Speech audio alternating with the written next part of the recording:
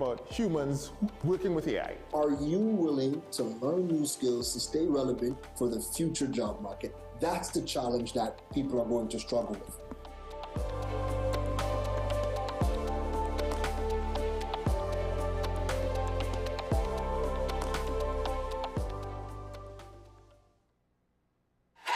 FanZone, your reliable, authentic supplier, has just gotten better. You can now visit our website www.fanzonett.com for your authentic wear and collectibles.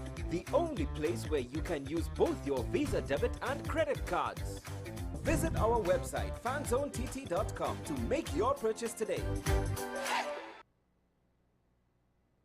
Do you need treatment for obesity or any related abdominal procedures?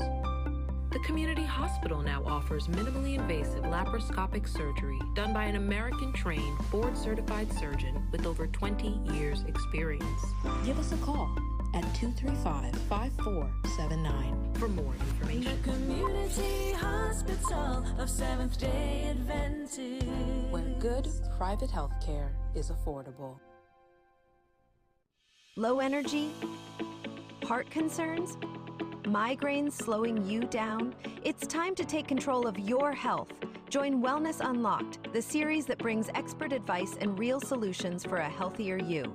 In our latest episode, learn how Jameson CoQ10 can help support heart health, boost energy, and even reduce migraines. Get the science, the stories, and the steps to power up your health with CoQ10.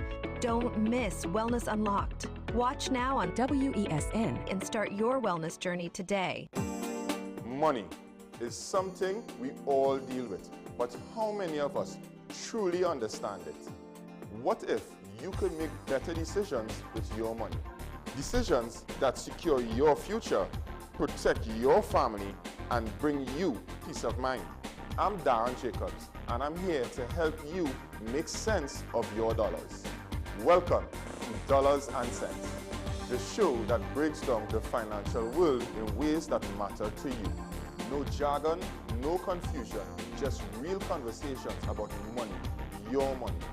So join me every Wednesday at 10 a.m. on WESN for Dollars and Cents.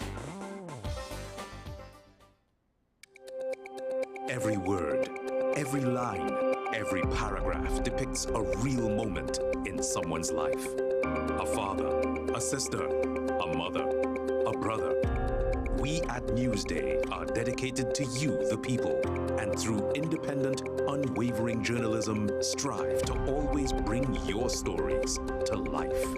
Because your stories are more than just words. Newsday, independent and credible. This is 10 Questions. I'm Andy Johnson. The distance from where we should be in the world in going forward on our commitments with climate change. The effects of climate change that cannot be accounted for. It's called loss and damage, and we're seeing loss and damage happening so much more in this decade and the previous decade. The principal term there was this question of the correspondent banking issues. That is why we're trying to build capacity with this country here, Trinidad and Tobago, and other countries in the region. Man is not showing any signs of stopping or even slowing down. More than half of the forest in Trinidad is already gone. All the plants and all the animals and all of the nice clean water and fresh air and everything had to be on this planet for humanity to have a chance. We have small change when it comes to countries that can take decisions, and when they speak, the world listens. The General Assembly is a very democratic forum. And Trinidad and Tobago has the same vote as Canada, in spite of the obvious difference in size.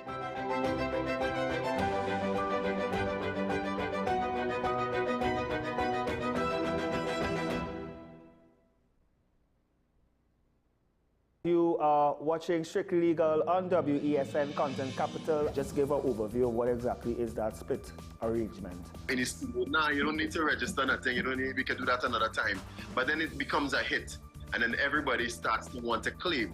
The laws that predate many of the independent countries' constitutions are going to be those colonial laws. We know there are an infinite amount of circumstances that would lead to a murder. I have a great idea and I have a great concept, but until it's actually expressed, it does not become intellectual property. Accomplishments or targets of a forensic accountant is to quantify what may have been lost. We believe in different criminals and we manipulated the law and they're exploiting the system. A responsible journalist will reach out to the person who they have the information on for a comment.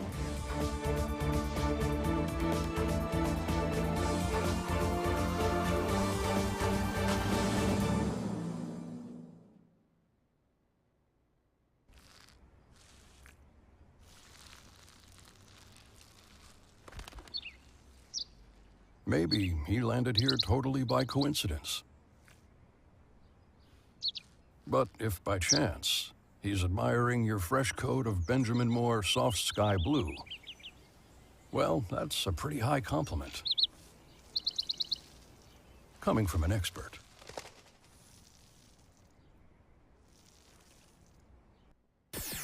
WESN.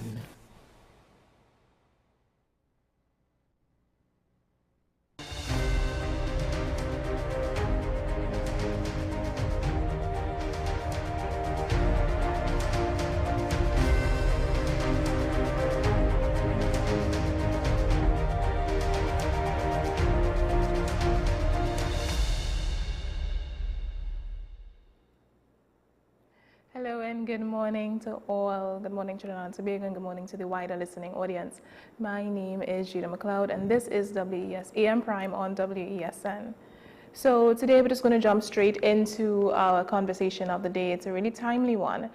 Today we're joined by historian and author Dr. Rita Pemberton, whose recent article in the Trinidad and Tobago Newsday sheds light on one of the darker, lesser-known chapters of Tobago's colonial past, the establishment of a slave court back in 1811. This court was created under the guise of amelioration. That was in fact a mechanism to maintain control over the enslaved population. With Dr. Pemberton's sharp historical insight, we'll explore how these so-called reforms were steeped in brutality, cruelty, manipulation of legal systems, and how they shaped the legacy of justice or injustice on our islands. So this conversation, as I would have said before, remains timely against the backdrop of Trinidad and Tobago's emancipation happening tomorrow. Dr. Pemberton, good morning and welcome to the program. Good morning. Thank you for inviting me. And good morning to the listening public. Yes, it's quite a pleasure to have you on. I must say I really love your earrings. Thank you. Does it have any particular purpose, or is it just for fashion? Just for fashion. Just for fashion. All right. It is Yes. really beautiful. So we can jump. Thank you. You're welcome. We can jump straight into it. Just to give an overview of the conversation, what is a slave court? When you hear that, what is that? Well, what it suggests is not what it is. It was. The slave court was established with the backdrop of amelioration, and to give the impression that special care was being taken with justice as far as enslavement was concerned, because, you know, those persons who advocated emancipation cited the fact that the enslaved were brutalized and they had no recourse to justice. And so this is one of the mechanisms to try to demonstrate that they did have recourse. So the court was, well, the arrangements for the court were organized with respect to what the enslaved people could do, how they could take their matters to court, but it also spelled out what were the issues to which they would not have recourse. In other words, the same slave laws which said that if you even thought of raising your hand or abusing or striking a white person, that you were liable to be in jail, or killed, murdered, hung, punished, but some punishment of some form. Wow. So, I mean, why would they do something like this where there's a large amount of recourse or amelioration, but it's almost fake? So what does that tell us about the anxieties or the fears of the ruling class of that time? Well, the intent is not just anxiety, the intent of the ruling class was to ensure that it didn't happen. I mean, they were concerned about labor on their plantations, but they were also concerned about maintaining a particular social system in which they were the authorities. They had a rule, and other people who they considered and classified and did not wish to be anything else but labor. So you obey their bidding.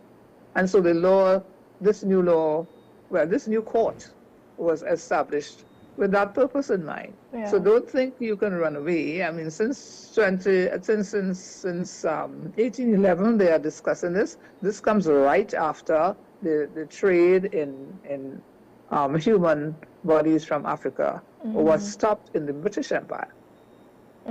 So now the trade was stopped, and I mean it's looking as though things could get out of hand, and they were certainly trying to make sure that things didn't get out of hand. So the court was set up so that the enslaved people knew that there was this court and their matters would be tried at this court, and these were the matters that would be considered to be, offensive to be brought to the court. So in case you had forgotten, this was a reminder.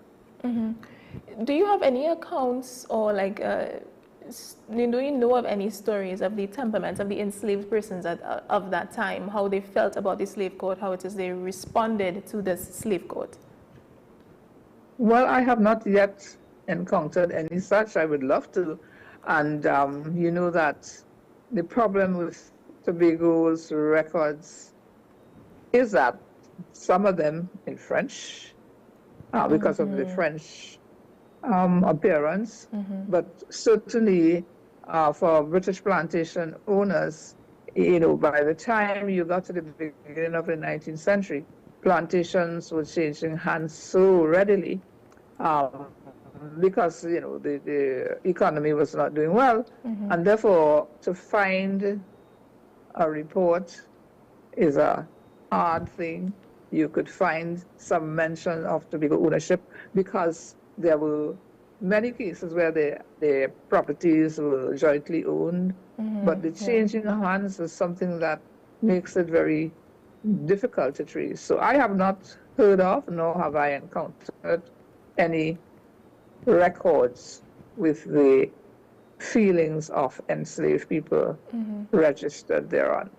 I would love to. Yeah, same. I find that actually brings it to life, because then you get to see what it was they were going through at that time. Because I mean, I want to say I expect that it came as a sort of relief, but maybe they understood the times that they were living in. Maybe I'm being a bit naive. Maybe they understood the times that they were living in.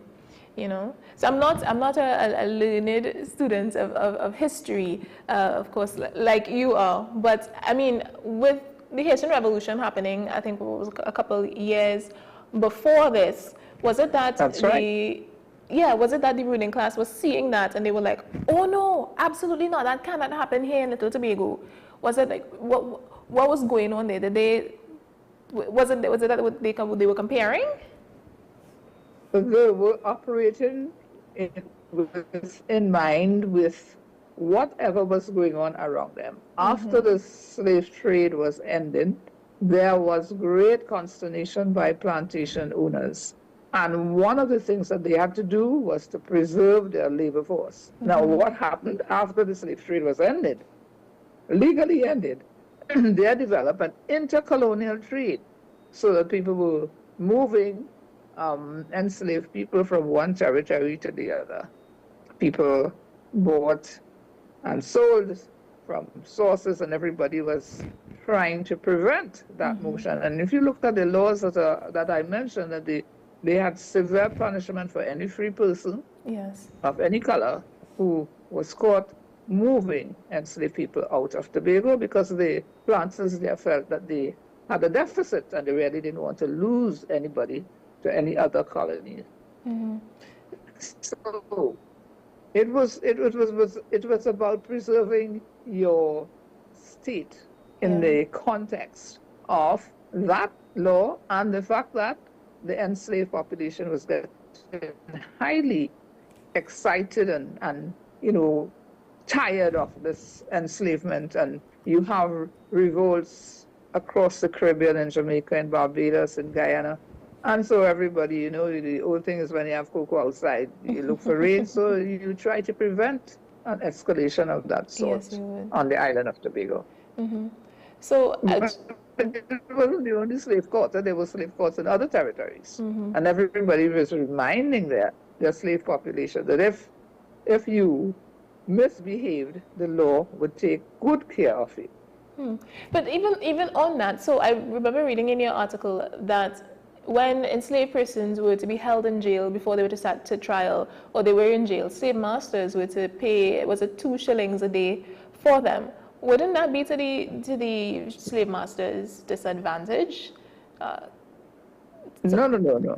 They were paying in court. The 2 shillings were if they were runaways and they were punished by being brought to the court. Then the cost of their maintenance was put on their plantation owners, who obviously would want them back.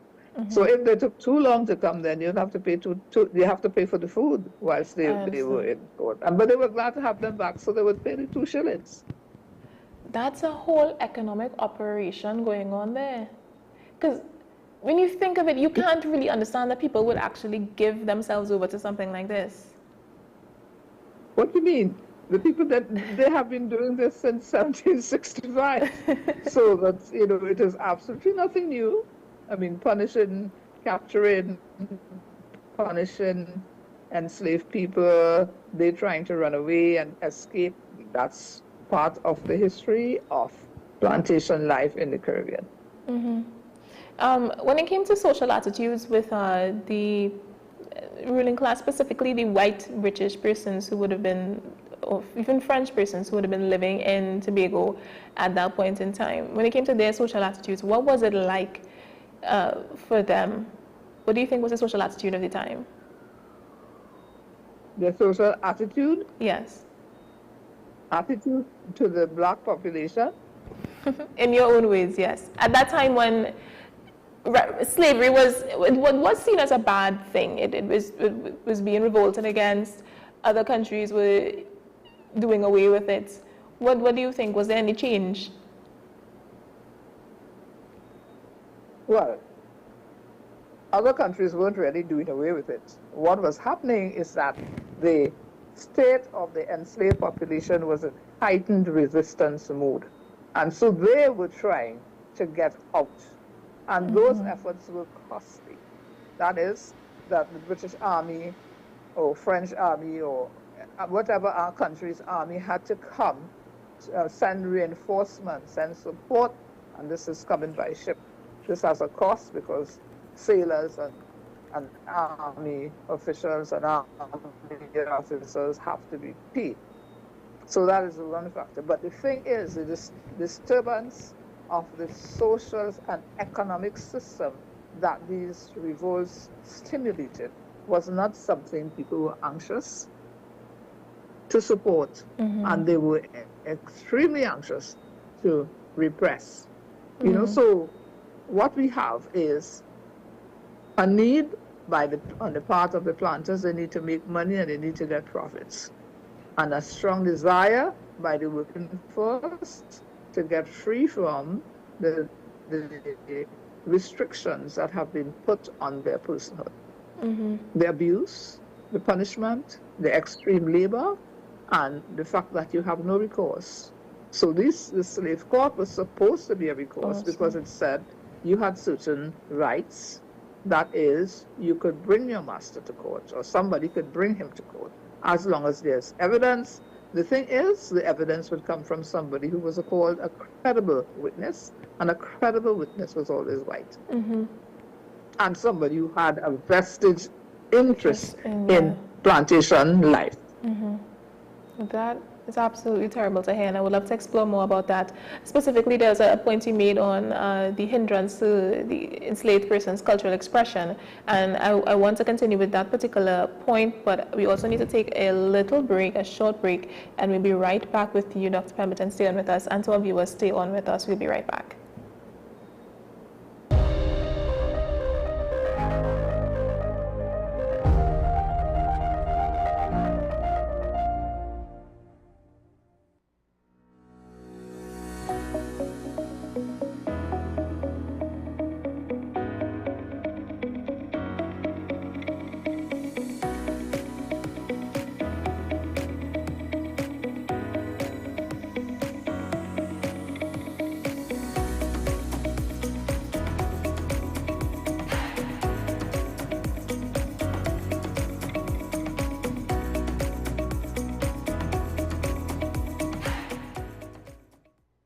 Low energy? Heart concerns? Migraines slowing you down? It's time to take control of your health. Join Wellness Unlocked, the series that brings expert advice and real solutions for a healthier you. In our latest episode, learn how Jameson CoQ10 can help support heart health, boost energy, and even reduce migraines. Get the science, the stories, and the steps to power up your health with CoQ10. Don't miss Wellness Unlocked. Watch now on WESN and start your wellness journey today.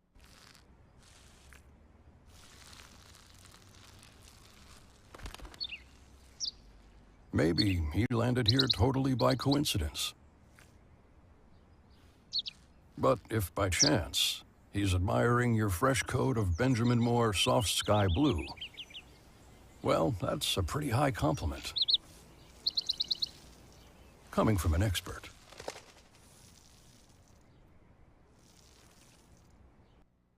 Do you need treatment for obesity or any related abdominal procedures? The community hospital now offers minimally invasive laparoscopic surgery done by an American-trained, board-certified surgeon with over 20 years' experience.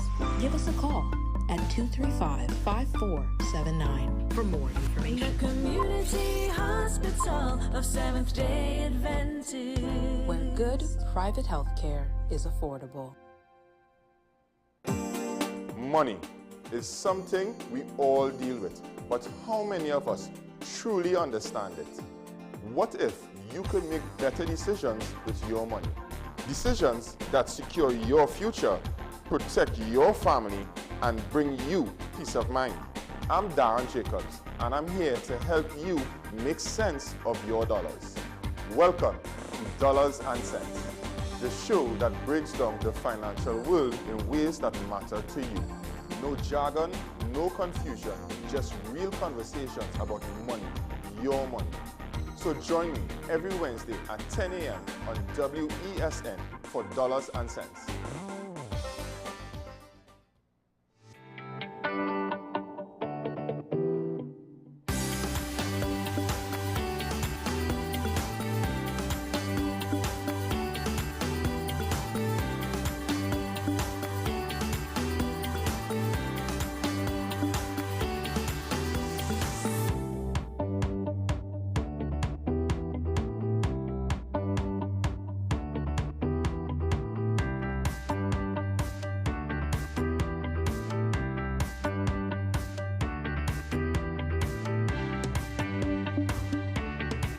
You are watching Strictly Legal on WESN Content Capital. Just give an overview of what exactly is that split arrangement. Nah, you don't need to register nothing. You don't need, we can do that another time. But then it becomes a hit, and then everybody starts to want to claim. The laws that predate many of the independent countries' constitutions are going to be those colonial laws. We know there are an infinite amount of circumstances that would lead to a murder. I have a great idea and I have a great concept, but until it's actually expressed, it does not become intellectual property. Accomplishments or targets of a forensic accountant is to quantify what may have been lost. They believe in different criminals and we manipulated the law and we exploited the system. A responsible journalist will reach out to the person who they have the information on for a comment.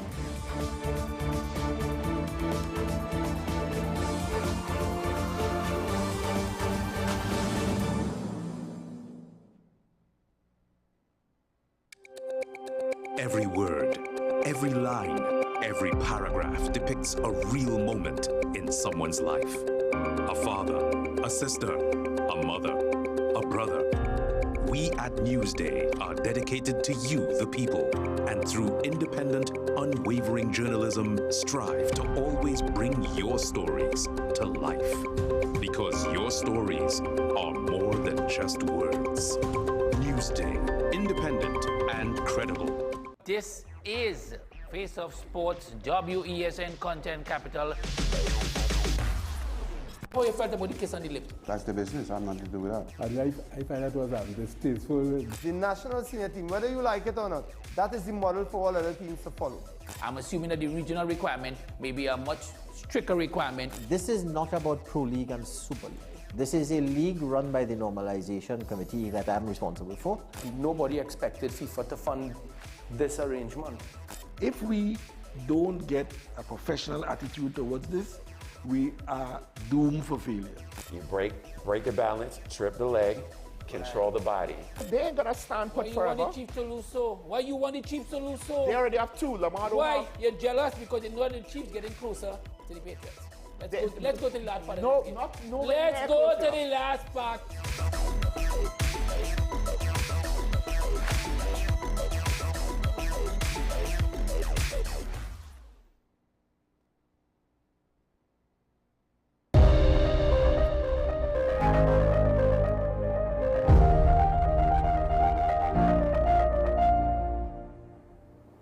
Good morning and welcome back to AM Prime on WESN. So I am joined by my wonderful co-host Naomi McNish. How are you doing this morning, Naomi? Hello, good morning. I am doing well. I'm happy to be here now. And I was very excited for this conversation. Good morning, Dr. Pemberton. Dr. Pemberton, can you hear us? Morning, Naomi. Meet you and see you. Yes. Yes. All right, perfect. And you know. Your photo is a little bit stuck, but once we can hear you and you can hear us, we should be fine. I just heard a little hi. Okay. No, yes, I was saying hi. Okay. I was saying hi. All right. So I know one of Okay. Okay. Hi. Okay. Are you hearing us? I'm hearing you clearly, but I'm not hearing Naomi so clearly. All right. Okay. Okay, so we can see if we can get that fixed in the meanwhile. There seems to be a little bit of a delay, so if viewers could just bear with us until we can get that sorted.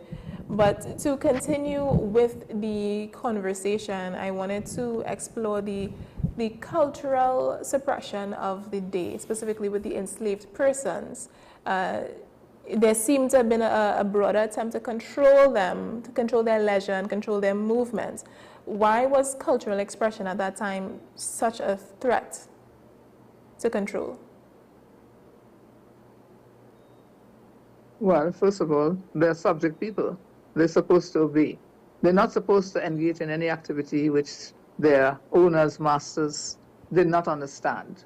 And the fear of culture was really based on that they could be saying things, organizing activity that might cause the planters to lose their labor force, and so those were not allowed. They knew that messages were sent by Drummond, so Drummond was one of the ones that was first targeted. But they also did not want traditional African practices to be engaged on the plantations on and around, so they passed up these laws about gatherings in the night and so on, because their fear was of rebellion. Were there any recorded acts of resistance or pushback at that time from the enslaved population in Tobago? Yes, well, there was the big one was, one of the big ones was the Belmana riots, which resulted in Tobago having its political organization changed. Yes, that was a big one because the policeman was murdered. That occurred in Roxborough, 1870s. So, you know, but there were other revolts. There were attempts of people attempted to run away. There were attempts to hide out in the forests. And there were some attacks on white persons. I imagine right? that So did not go across the very well. punishment was always, if you did that and you were caught, you would be certainly hanged or transported out of the island. Transported out of the island? Specific to where? Was there like a working field, another working field? No. Transported out of the island, you were taken to what they call the Spanish Main, the Main, and nobody would hear about you after that. So it was not clear where they went to and what happened to them. The other alternative was that planters paid to have troublesome, you know, the ones who excited rebellion or led a revolt or killed or attempted to kill a white person, they could be transported to the England. So the planters were prepared to pay for that, and they would put them on a boat, and they would be taken to England and put on boats on the Thames. So they had what they call hulks on the River Thames, and they would have the people there. We're not sure. I saw a story of one man from Jamaica whose family traced him from Jamaica to Australia. And they did their research and found the names, and it was the woman wrote a book. It was very painstaking research to identify. Yes, he was punished. Yes, he was shipped, and he ended up in Australia. I have not been privileged to any such stories so far. It would be nice to find if that did happen, but I know the punishments were stated as transportation, and transportation could mean either the Spanish Main, no specific place identified, or to the UK, and then from there you have vanished into non-entity as far as everybody else is concerned. In terms of the restriction of the gatherings and drums and any sort of instrument, for the slaves, in your view, how much of that do you think is, or how much of that do you think was about suppressing rebellion versus eradicating or erasing identity, the African identity? Well, it was both.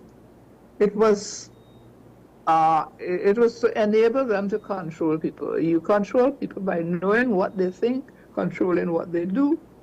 So if you look at the history of any country that was formerly an enslaved society, you see that the thinking, everything was directed to making you as European as possible.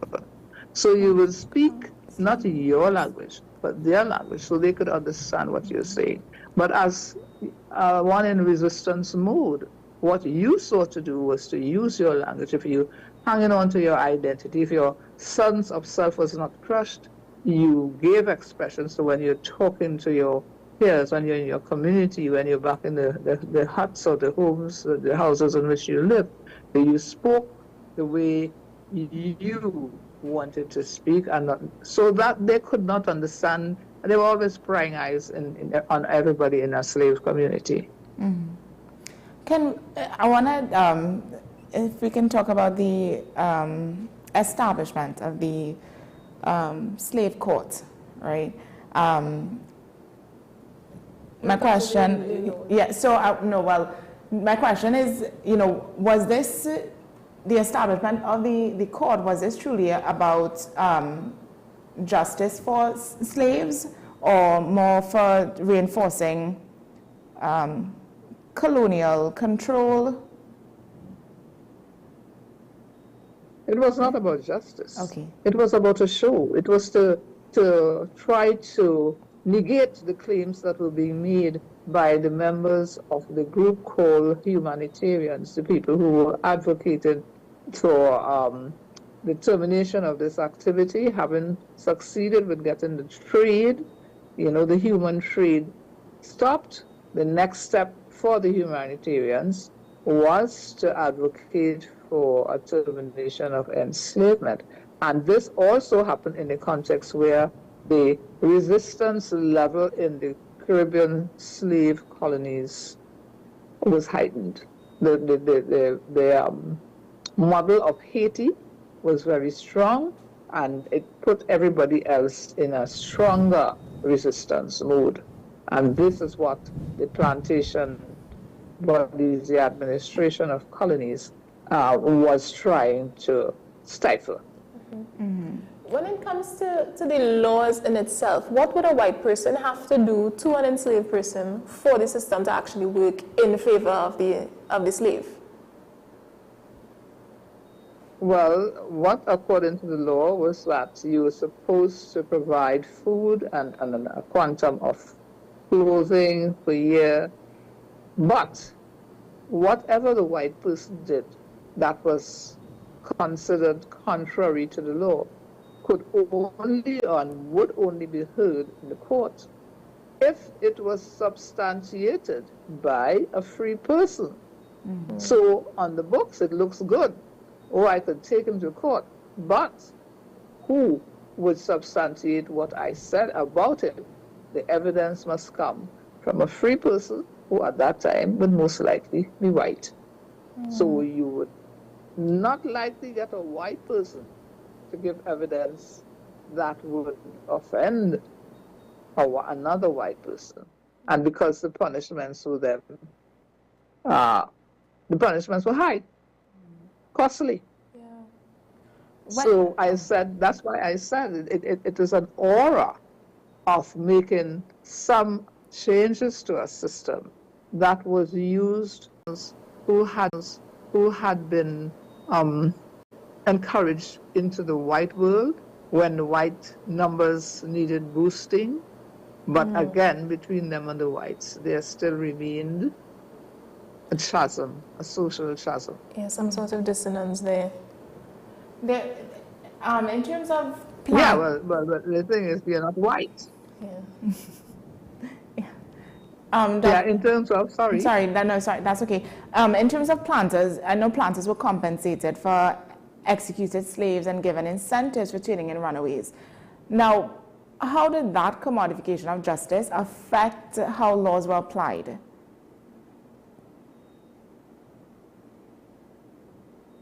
Well, the justice system didn't really change. Okay. The laws were applied in the cases where enslaved people dared to go against their masters. I have not seen yet any evidence to show that enslaved persons through that slave court won cases against their masters. And I'm sure there was no shortage of reasons to take their masters to court. But the process involved getting credible witnesses.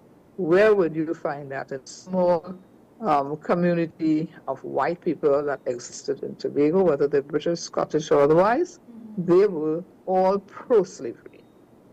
And therefore, that looks nice in the books, but in practice, it was not carried out. There's a point in your article where you say that all enslaved people and their accomplices found guilty of a myriad of offenses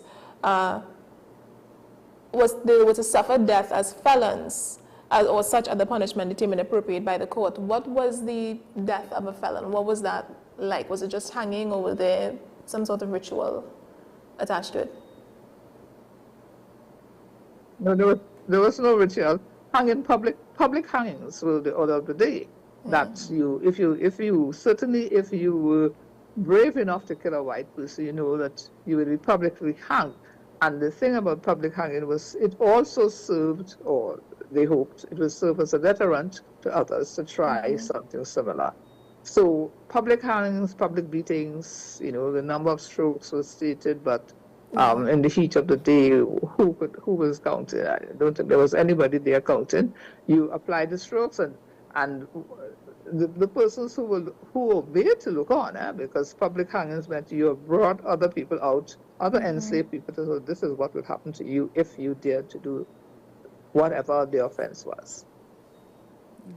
So it was not a court in the sense as what we understand a court to be today. It was a court which was a statement. Well, we have laws that are in favor of the laws that list offenses and laws that are in favor of enslaved people. They have opportunities to address matters which affected them, but the matter which affected them most was their loss of personhood, and the court didn't make any arrangements for that. How long did the slave court go on for? Well, the thing is, the process started in 1811, but the law was not actually passed until the 1812, by which time the heat was really on in the Caribbean. Slave rebellions in Barbados, 1816. Then you have Guyana in 1823, and these were big ones. And therefore, the planters were in that mood. This must not happen here, right? In this small slave colony, it must not happen. And then the planters themselves had some pressures where Tobago was concerned, because the plantation business was really not making much money, and the planters were just very insistent on continuing with enslavement. But plantations were changing hands, so you have different people with different energies trying to make money out of a system that was just dying. So then, I mean, by 1811, they would have said that enslaved people became more civilized. What was that? What was the purpose of that? I mean, was it like a genuine recognition of humanity, or were they just? I mean, the fact that they were scared and they put the slave code into position was because they understood that they were becoming, I guess, freer people, or a little bit more civilized. So that's the reason why they reacted this way. Dr. Palmerton, you can correct me. The word civilized does not apply here. They didn't think that they were civilized at all. The prevailing view is that the enslaved were pagan, they were brutal, they were savage, they were subject people. And the whole system was determined to make them subject people. That is under the control of the superior people who were white. So there's white superiority and black inferiority. And that is a basis upon which the whole system was organized and expected to continue to operate. So post, 1811 and the slave courts, etc., I mean, there would have been growing resistance from various anti-slavery movements and things like that for the years to come. So then how would that have influenced, or would that, did that influence a shift in any laws or creation of new laws in, I can't remember the word. So yeah, for the slaves. Now, there were several anti-slavery movements. There was an anti-slavery movement in several countries. But in terms of Tobago, it was a British possession. So the British anti-slavery movement was operative. And it was made up of some individuals who were inspired by a new religious movement that has taken root, with churches that broke away from the Roman Catholic and then the Anglican Church. And you had that movement, yes. But you also had, happening at the same time, was a counter movement to that religious kind of movement. And at the same time, the economic forces were changing. So the British government had a industrialized community who wanted different things. So when the colonies were first set up in the British Caribbean, the British, in order to hog the profits of the sugar plantations, directed that all trade must be from these cities to Britain. And that was good and profitable at a time when the business was centered around sugar production. Plantation sugar was new, the demand for sugar was growing for all kinds of things, cookies and cakes and what have you. But by the beginning of the 19th century, Britain became industrialized. The economists wanted large markets. Slave markets were small. The populations in some places were large. But money, they did not buy anything. Slaves couldn't dress. Slaves could not didn't have cash to buy anything. But the markets outside of the British Empire were extremely large, and the industrialists wanted to tap into these markets. They wanted to get rid of the Navigation Acts, which tied the British trading world to Caribbean colonies that were not generating the kind of profits that were possible. They couldn't buy the quantum of these factories, large didn't have. Those forces came to change the political world of the United Kingdom, so that the politicians in the British Parliament were now supportive of or were themselves industrialists. So you have the industrialists, you have the old interests, the old Caribbean interests, West Indian interests as they were called, but they became weaker and weaker because their profit levels were falling. But the numbers of industrialists in the British Parliament increased. So that fed the movement to bring enslavement to an end. So going into specifically, we just want to dive in specifically to the history of Tobago in terms of where did the slaves come from? When they were brought to Tobago? Which parts of the world? Where in Africa did they come from? Yes. But they came from different parts of Africa. It is difficult to say where they came from because the movement of slaves across the African continent was extremely large, and the numbers who arrived at the port came from different parts of the continent, West Africa, West Central Africa, more to the south, so it would be difficult to say. You could tell that some of them came from the area around Nigeria and Ghana, but that was not all. There was a big trek of captives. It was a human trade, and then a big trek of captives from the interior that were brought down to the coast and shipped out of Africa. In the article, it talks about. So we can't tell. Go ahead.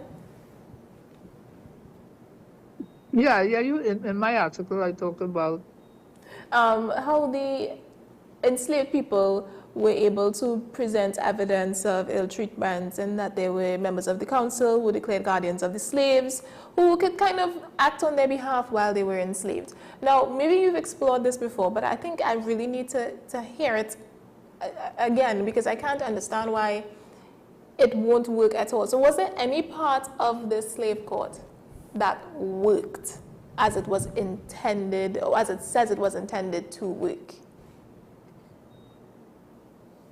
Yes. I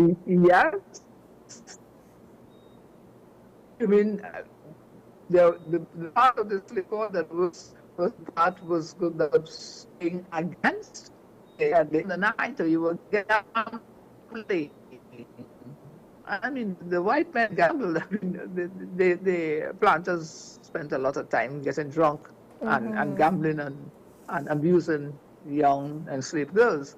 But there were no laws stated about that. And you notice there's nothing about abuse. One punished you because punishment was also used as a deterrent to others from trying to do the same thing. A plantation owner was not just an owner of a large quantum of land. A plantation owner was also the person who had power. The numbers were so few that you were a magistrate, a special magistrate, supposedly to protect the interests of the enslaved population, but you were also a plantation owner, and you, as plantation owner, will protect your own interests. So either you are directly an owner or the relative of an owner, so it is very difficult to separate the interests of the white world. They served in multiple capacities. So the same person who might be giving you a judgment might be sitting on the legislative assembly and passing laws. And so there was a strong influence at that level of people who were plantation owners. There was no voice in there in the Tobago Council or the Tobago House of Assembly to speak on behalf of the enslaved people. Was there any reconciliation for Tobagonians or the enslaved population of Tobagonians after the fact or after emancipation? Any public apology, any statues removed, anything like that? No, no such thing has happened. Nobody was apologizing for everything.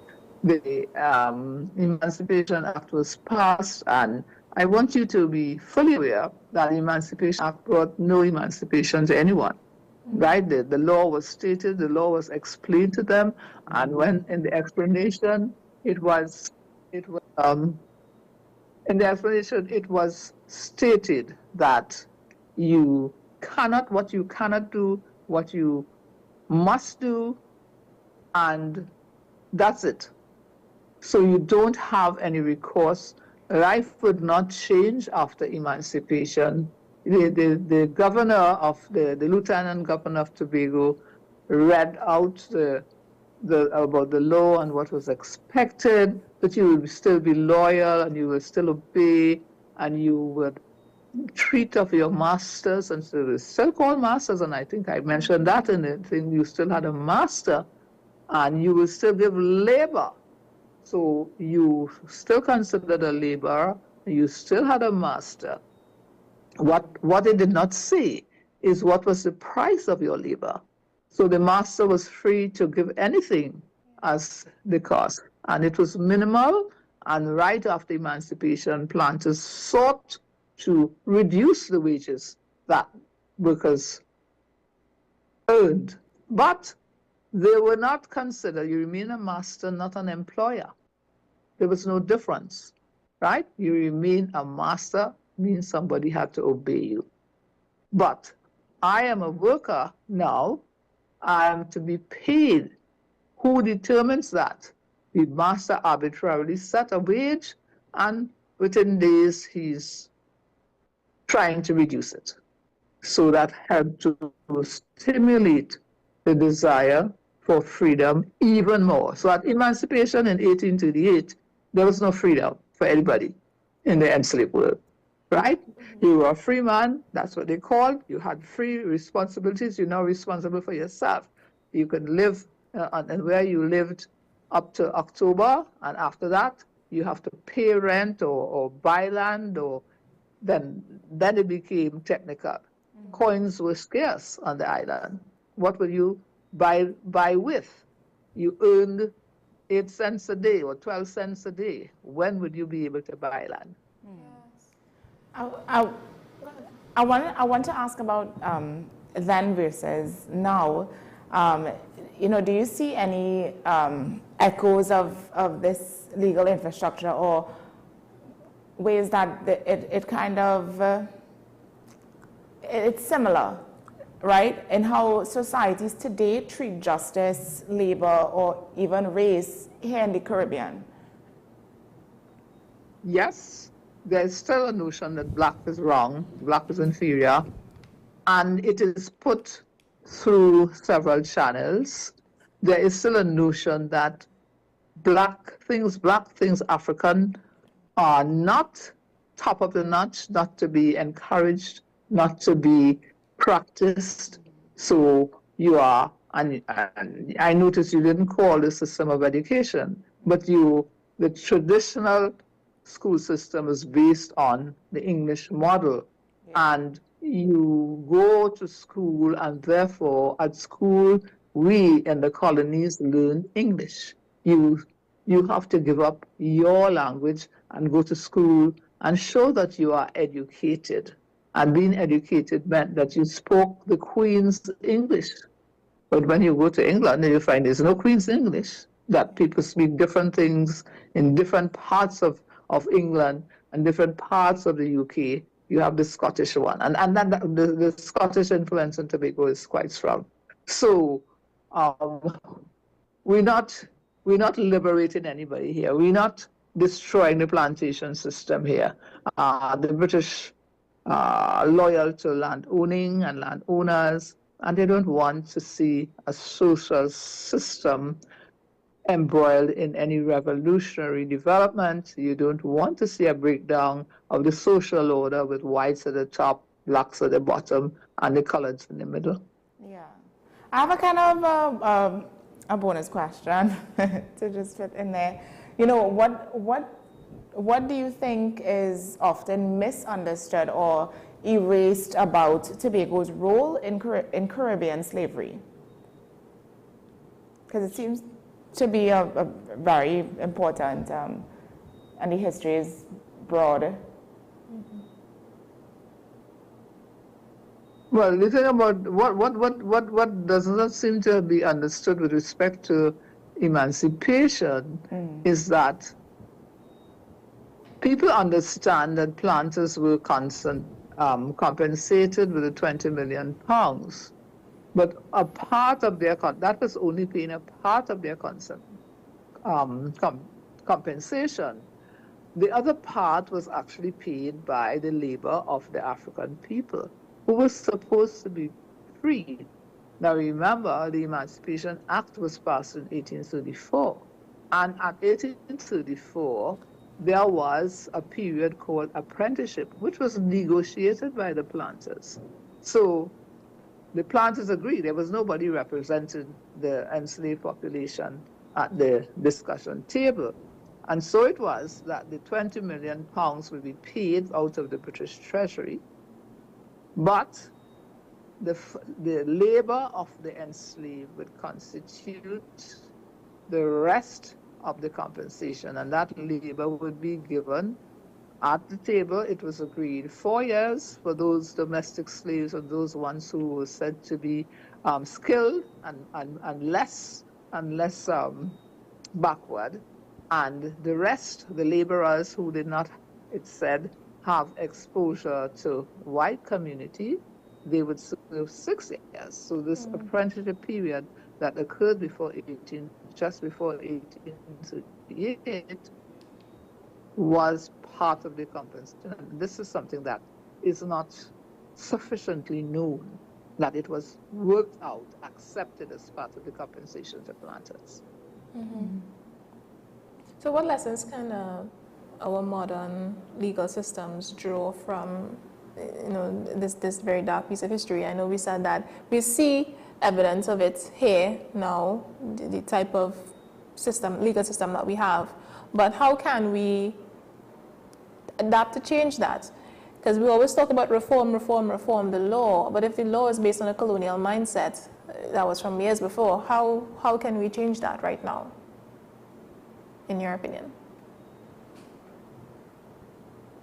Well, we can change. The means to changing it is how we educate our people, what information is passed on. And the unfortunate thing is that there are so many people who in Trinidad and Tobago do not understand. I mean, they knew that slavery occurred, but they didn't realize the far reach of the whole system. It was not just forcing people into labor, it was also making people accept as a norm their systems. So we still do that. We still think that the best things for us are imported.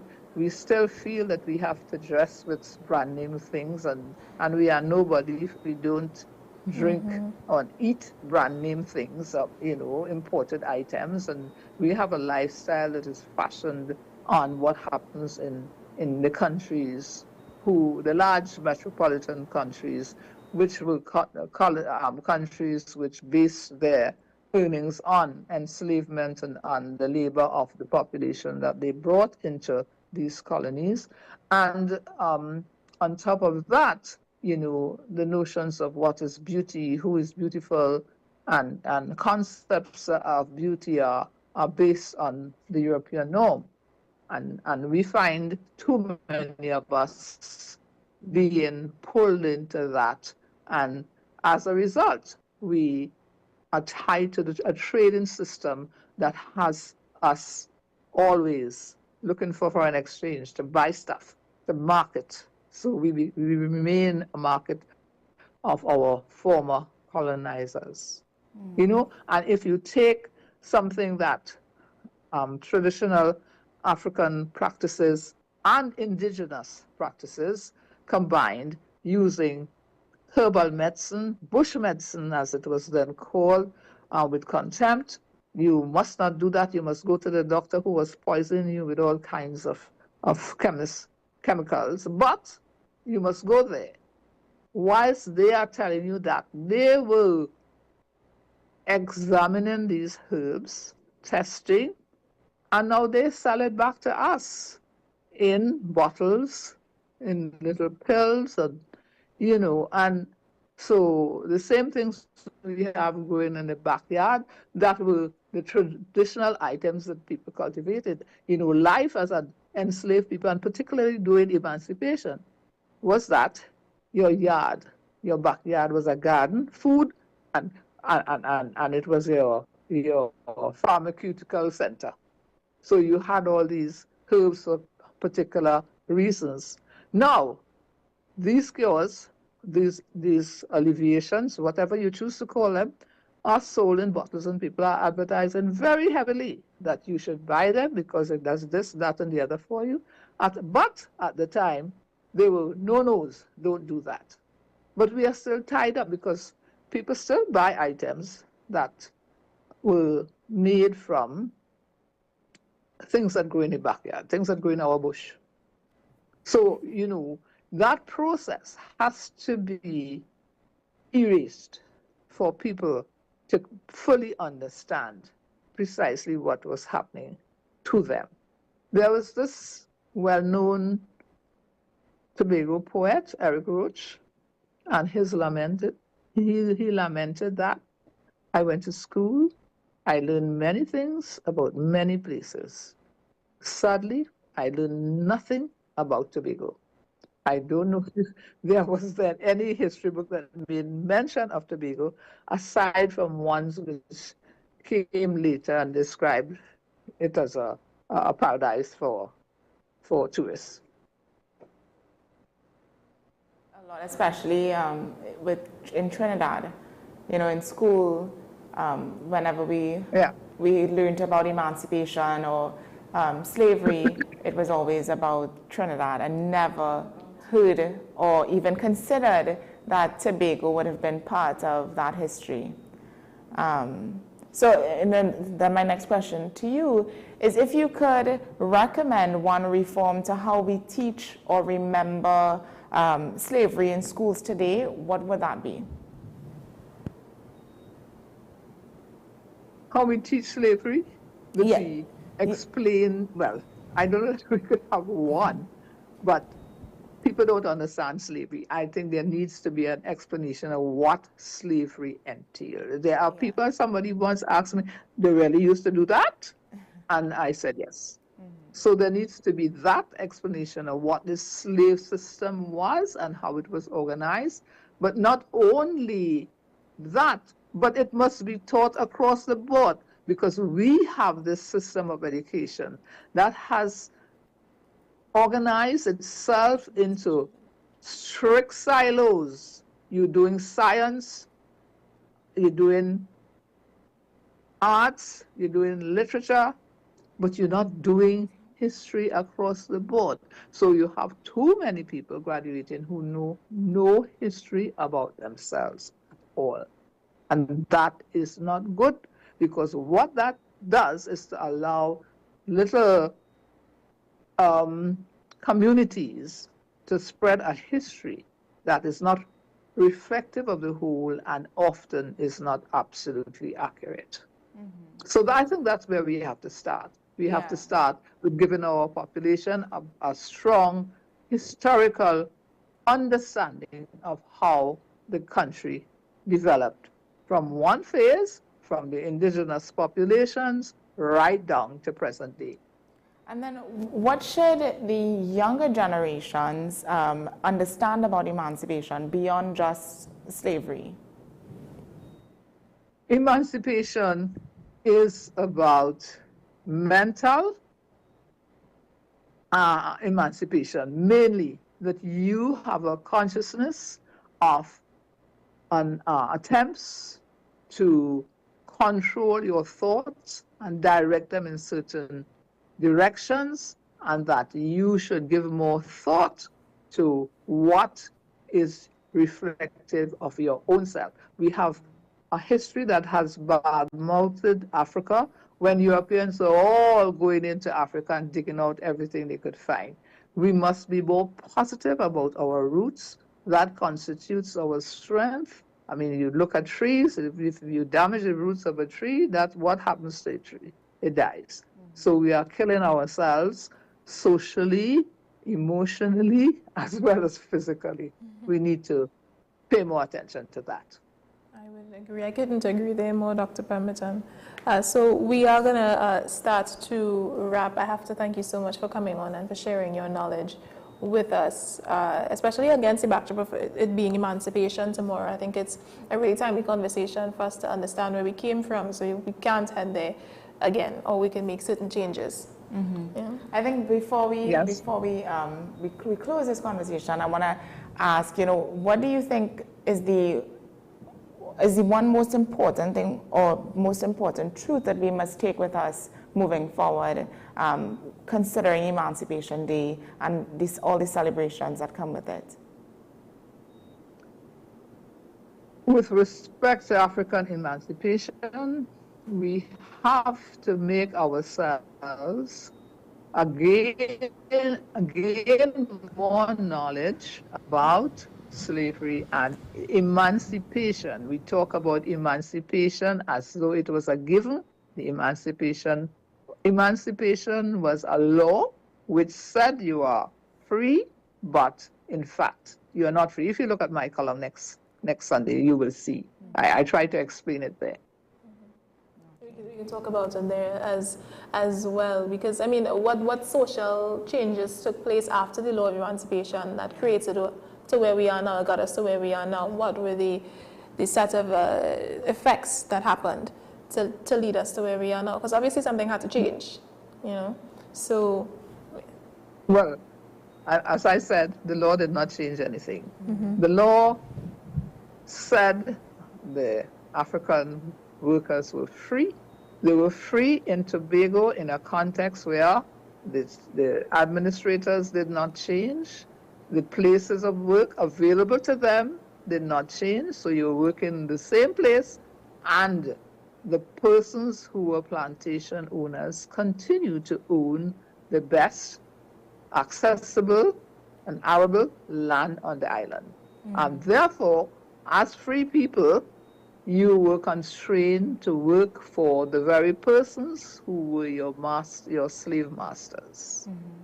And that started a whole bitter process of worker conflict between owners and workers in Tobago after 1838. But that history needs to be understood. I mean, everybody talks about Tobago as a nice holiday island, but there was a long struggle after 1838 to achieve anything. And what people wanted most in Tobago was to own a piece of land to establish their independence. And that was a long battle. Yeah. Are there any Emancipation Day celebrations happening in Tobago for tomorrow? There are several different types. Emancipation Day in Tobago is sort of heralded by the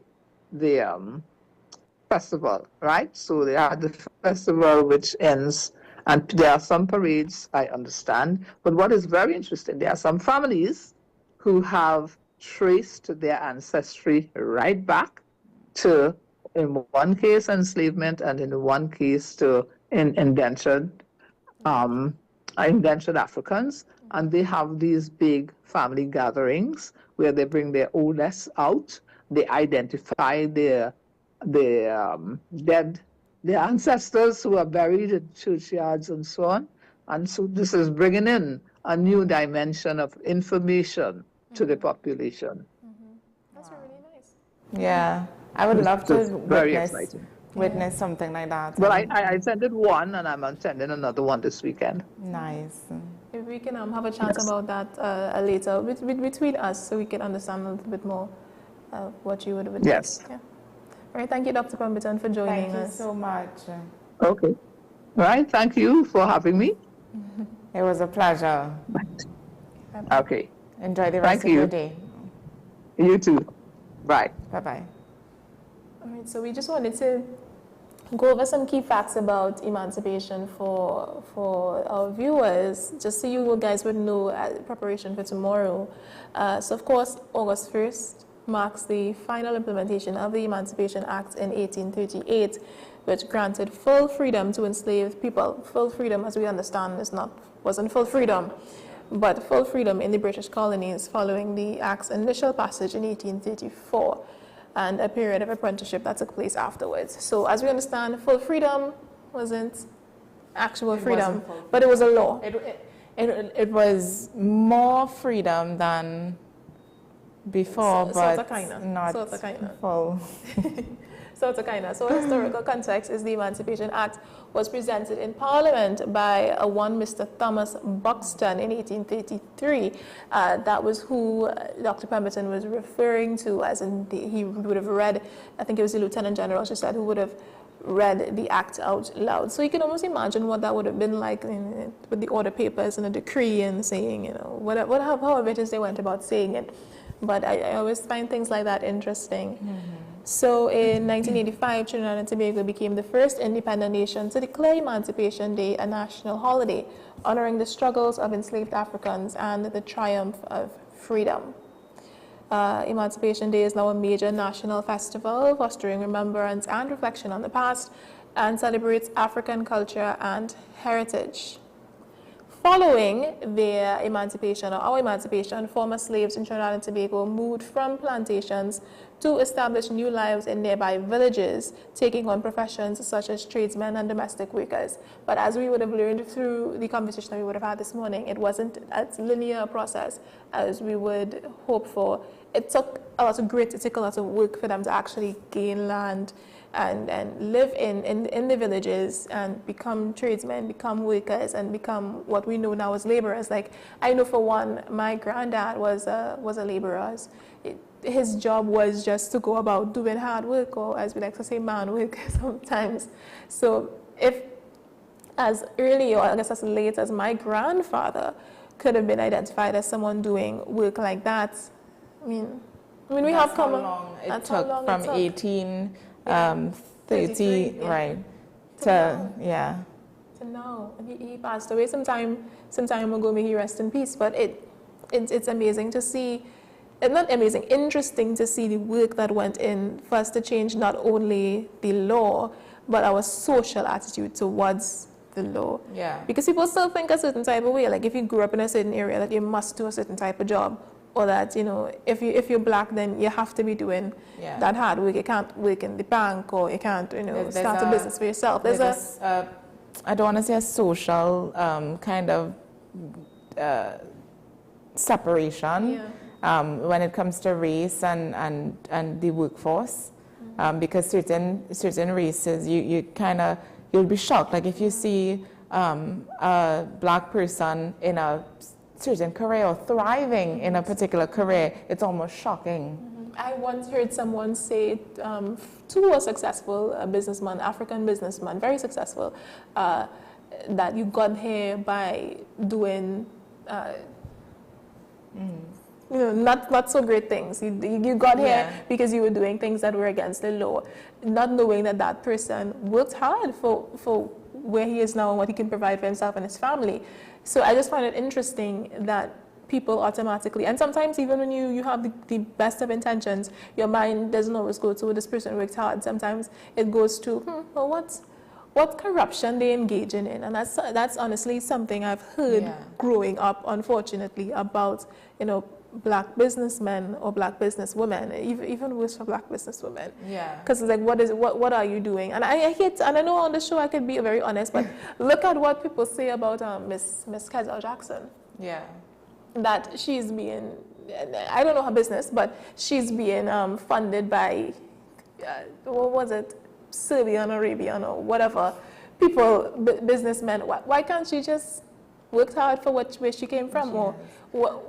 And that just shows, the question that I asked Dr. Pemberton earlier, what were are there any echoes or similarities from back then to now based on, any laws that would have been applied or new laws that came afterward, and then even in society. And we see that today. And I think these are things that sometimes we overlook or we don't consider tying the relation between, what's happening in society now to what happened back then.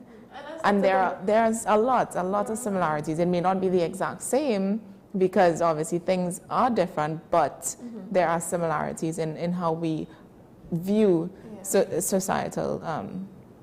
And you hit the nail right on the head when you say societal, because yes, the laws are in place, but our social attitude or attitude towards the law hasn't really changed, because you grow up with these things. It's a generational thing. It's things that are mentally passed down generation after generation after generation. So and it becomes a norm.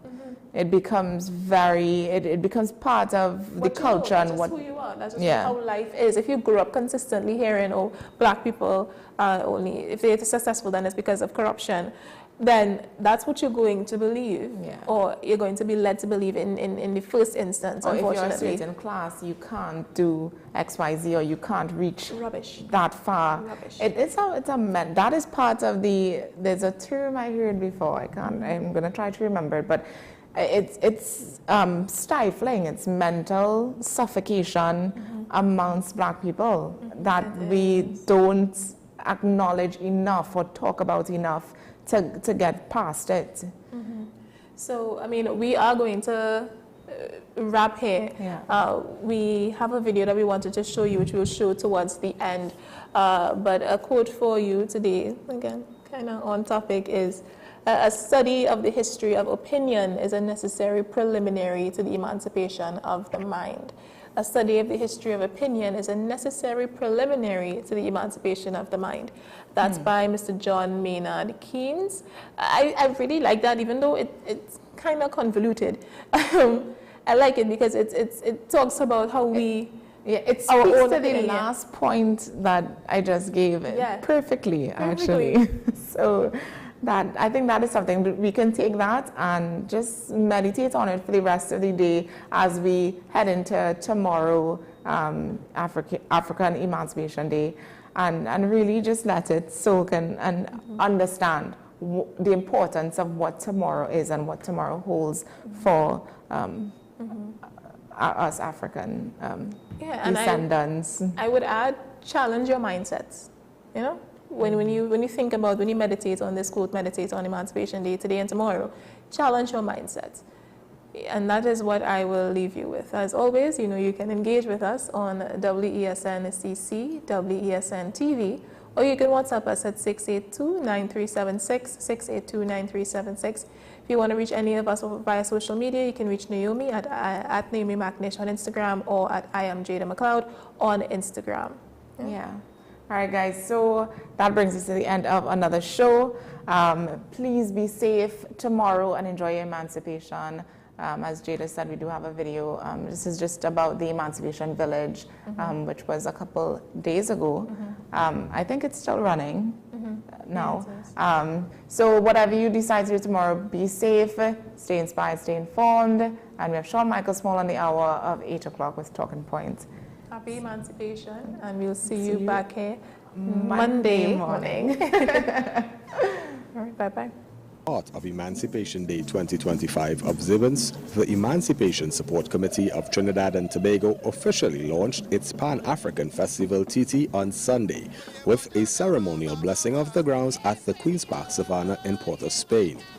This year's celebrations are taking place under the theme Shaping Sustainable Futures Through Reparatory Justice, and ICNTT Director Elder Ikweno Moyo said they aim to spotlight the power of reparations through collective actions across local, regional, and international communities. He said at the heart of it all is the enduring spirit and inspiration drawn from our ancestors whose legacy continues to guide and empower us. Our people have long known this fact. Because our ancestors developed rituals on the continent which helped them to survive the Ma'afa.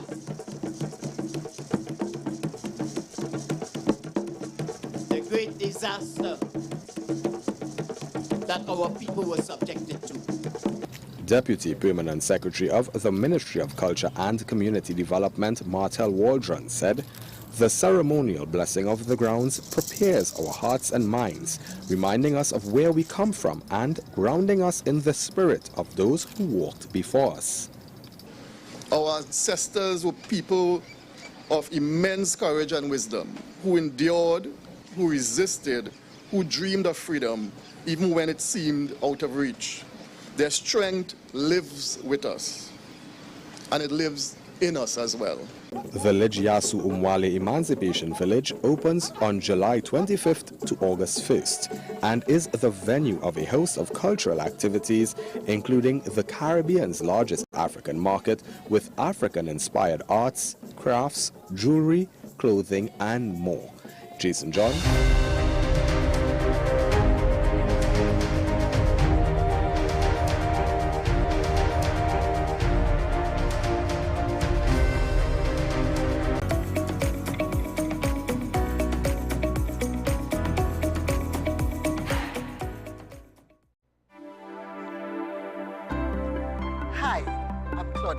Radiographer at the radiology departments at the community hospital. We offer high-quality service with state-of-the-art equipment in X-ray, ultrasound, CT,